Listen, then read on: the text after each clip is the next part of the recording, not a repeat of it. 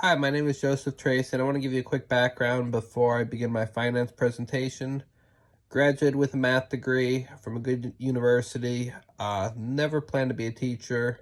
Actually went to study for what's called actuary exams. They're considered some of the most difficult applied mathematical exams there are.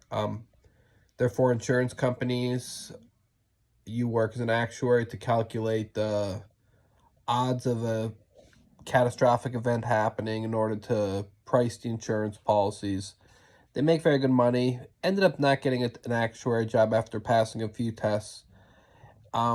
Became a teacher. Never went to school to be a teacher. And as I was teaching, I realized that some of the concepts on my second actuary exam on financial math, I thought there's a way that I could introduce them to a high school setting and teach them about these things.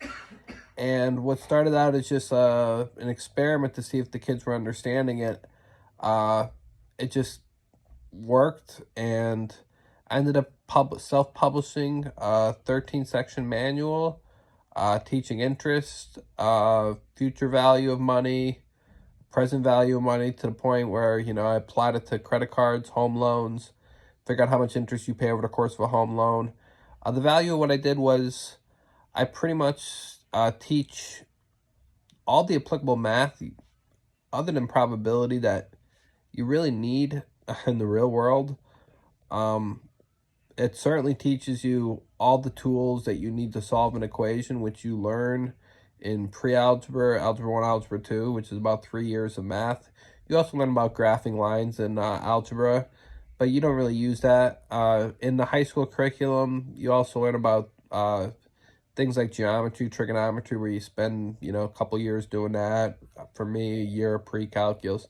All stuff you don't use in the real world.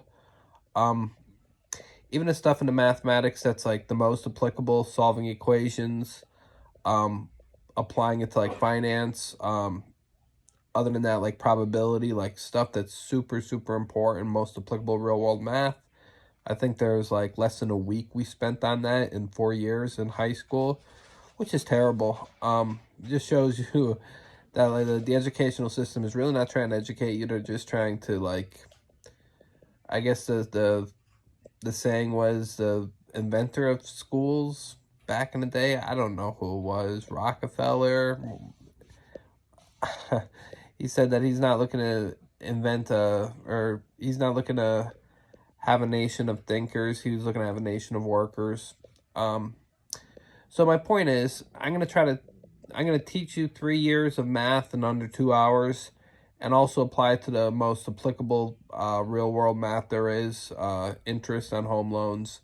The utility of this is it also could get your kids interested in math, where they actually start to see the real world application of what they're learning in their algebra curriculum, why they want to know how to solve an equation.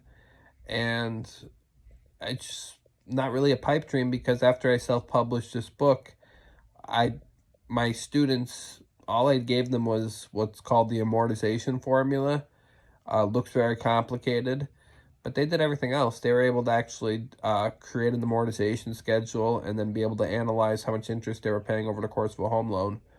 And I was actually, all my students got A's on the exam. I think it was 15 of them.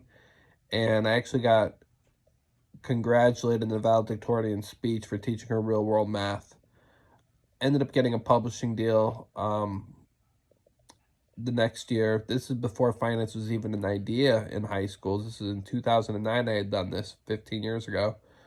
And the publishing deal was like, it was so basic. It was like, it was teaching finance to high school kids, and like middle school, but it was like adding numbers in a bank account, and it was just like simple addition, but they were like marking it as finance because it was like there was money involved. It was really like, it was just to say they were like teaching finance, but they really weren't teaching finance. Teaching finance is teaching about interest, showing how interest works, showing how interest applies to the things that you're going to need in society, or most people are going to use in society, like taking loans out, taking credit cards out, things like that, showing them how things like that work.